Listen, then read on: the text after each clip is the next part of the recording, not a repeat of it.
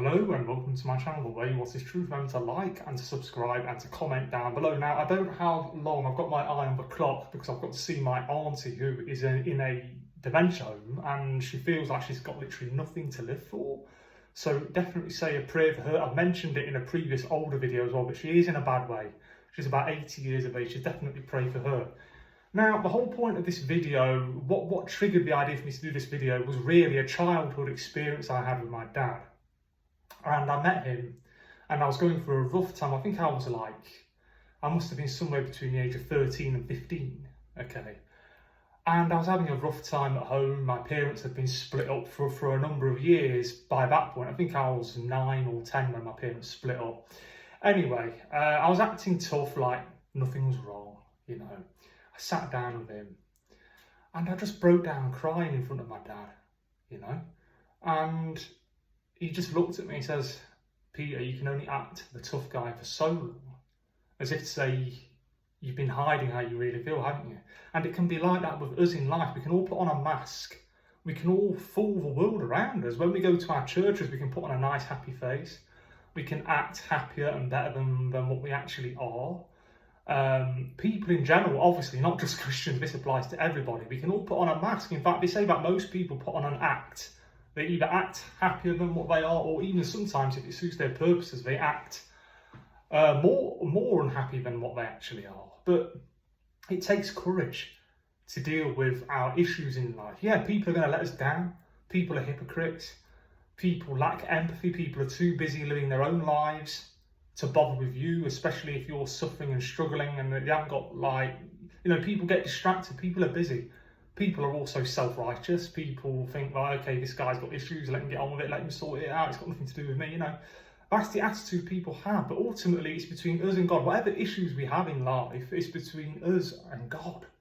That's the thing, you see, and it's tough, man. I've been a lifelong loner.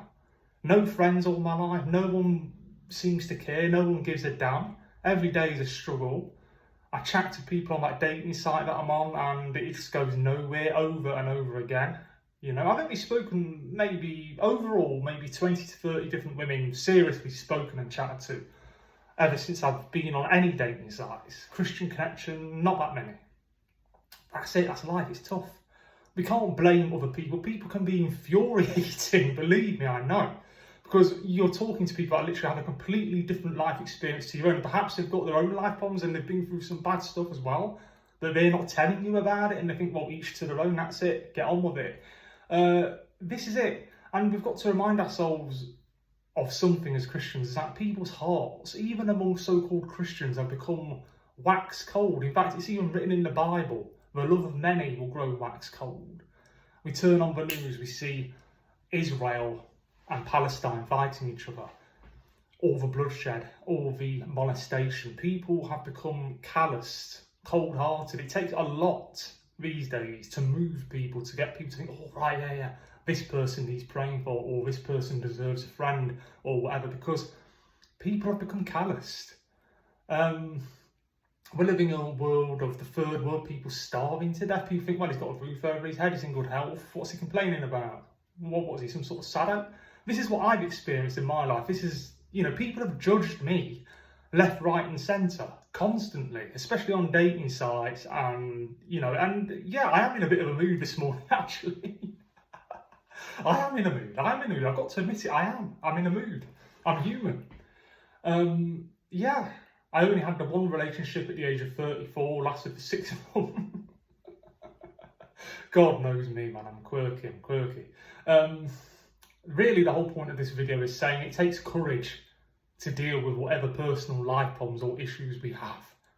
And that's when people start taking notice of you and they start to respect you, is when you show other people that instead of leaning on other people, instead of codependency, instead of any of this rubbish, and instead of expecting other people, although it would be nice if I actually made a friend, because I've never had one practically all my life, right? I'm not saying that isn't a big deal, and God knows it's a big deal.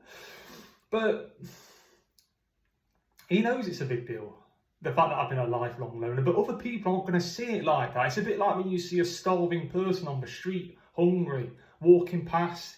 eating your Greg's sausage roll or whatever, or like drinking your hot chocolate or whatever the heck it is you're having. And you see someone hungry on the street, you see that person's in a bad state. You know intellectually it's wrong, there should be no homeless people. You may even feel a little bit sorry for him or her, the homeless person. But you're not going to know what it's like to be that homeless person because you've never been homeless. If someone has had perhaps a short period of homelessness at some point in their lives, then they will be able to relate. But that's besides the point, you know. Most people cannot relate to a homeless person who's got no roof over their heads, right? It applies to lonely people like me.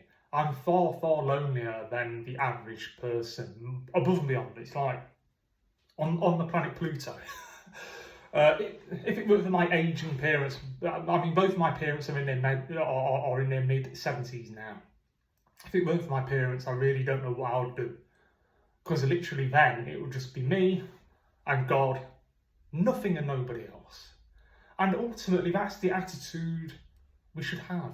We need to bring all our issues, all our problems and everything to the cross. Because if we don't, if we start hoping and praying that someone's going to come to our rescue, that someone's going to actually care. I was going to swear then because I'm in a bit of a mood, but I'm trying not to. I'm trying to restrain myself. If we think somebody's actually going to care, yeah, in life, the disappointments build up. That's how it is. We can put on a mask. When I go out of this house today, I'm going to probably act polite when I get on the bus with my mum. I'm going to act all right in front of people. I'm going to put on a good face.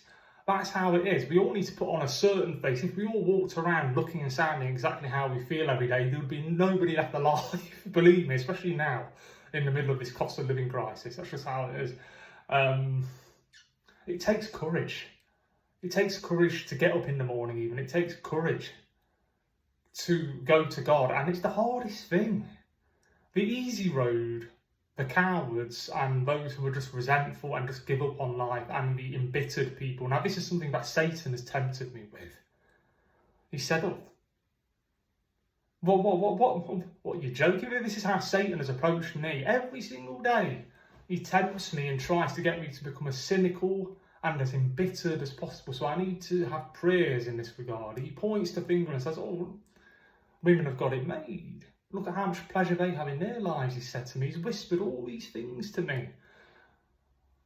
Do you know what they get up to behind closed doors on their own? He said all, you got no idea what Satan is like. How he attacks lonely, miserable people like me. You know, as if to say, oh, they're all smug and self-righteous. I know it's not as simple as that. Yeah, okay, some women are hypocrites, some women are guilty of lust, just like the way men are. But you know, this is how he's attacked me. Trying to get me to feel as cynical as possible. He's even said things to me like, oh, is it even worth being in a relationship with a woman, seeing that they're the ones having all the pleasure and not the men so much? He said, you got no idea what spiritual attack and mental torment I'm under every day. Okay, I hope and pray that you appreciate my honesty in this video. I don't mean to be funny, but really I'm just trying to encourage, from my own life experience, encourage everybody to pray. Because life can seem unfair, life is unbalanced, it can seem like nobody cares, like everyone's a hypocrite, like everyone's just getting on with their lives. And a lot of the time, people feel like they don't know what to do, like they can't help you. A lot of the time, it's not so much that people don't want to help you, as flawed as they are, it's just like they can't. And that's something else that I've learned in life. They literally feel like they've got no room in their lives for you, or that you're too different from them, or you think, well, it's going to lead nowhere, better leave this guy alone. I'm talking partly from my experience on dating sites, partly from just life. That's how it is.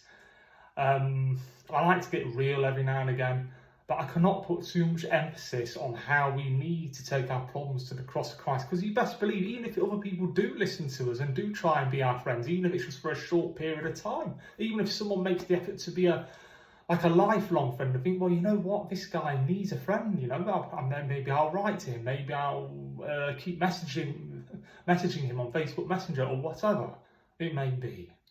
But we need to have reasonable expectations of other people and not fall into the trap. This is another way that Satan has attacked me. And just me, it's me a lot of the time. It's not just him. I can't put all the blame on him. We all have a spiritual adversary, right? But I can't put the blame on him. It's me. I'm the one who sometimes has expectations that are too high. But I try to put my problems at the feet of other people and think, well, you know about my loneliness. Why the heck aren't you praying for me? Why the hell aren't you talking? You know, I'm starting to swear now, so I better end this video. I do apologise for saying that. I almost said the H-E-L-L word, and that's a no-no on a Christian YouTube channel. I do apologise for that. But I am feeling very frustrated today. Very, very frustrated. I can go for weeks and months at a time on an even keel, but I just get so worked up. I am under spiritual attack. So pray for me. Pray for me. And I just know that I need to read the Bible even more than I am. I need to pray more, because we can pretend all we like and make out that we're fine when we're not. You know, that's just how it is. And we can fool other people. But, you know, putting on a mask and pretending to be all right all the time, if I carry on like I am now, trying to be all right for everyone, then I'm going to implode.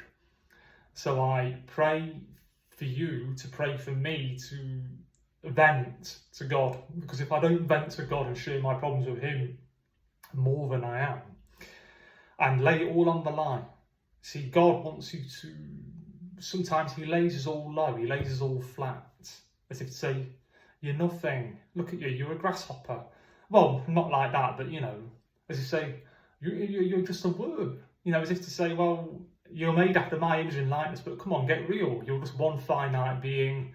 You wouldn't exist if it wasn't for me. He doesn't mean that in a nasty way. He just means we need to put it all into perspective. See, that's another way that the devil has attacked me over the years, not just recently, but over the years, is that he's tried to get me to have an inflated opinion of myself because of my situation, because of how I've suffered. And I know I'm not unique. I know there's other people out there, loads of people. I mean, we are living in a loneliness epidemic, for goodness sake. I'm not unique. And there are people out there that are in worse situations than my own. But something that mankind all has in common is that we all tend to just focus on our own lives, because we are who we are at the end of the day. We can empathise with other people up to a point. We can pray for other people. But we are who we are. We've all got our own problems to deal with. You know, the amount of times I've wished that I was somebody else and not me. Sometimes I've even thought stuff to myself like, I wish I was born a woman. I'd have lived a happier, more joyful life if I had been.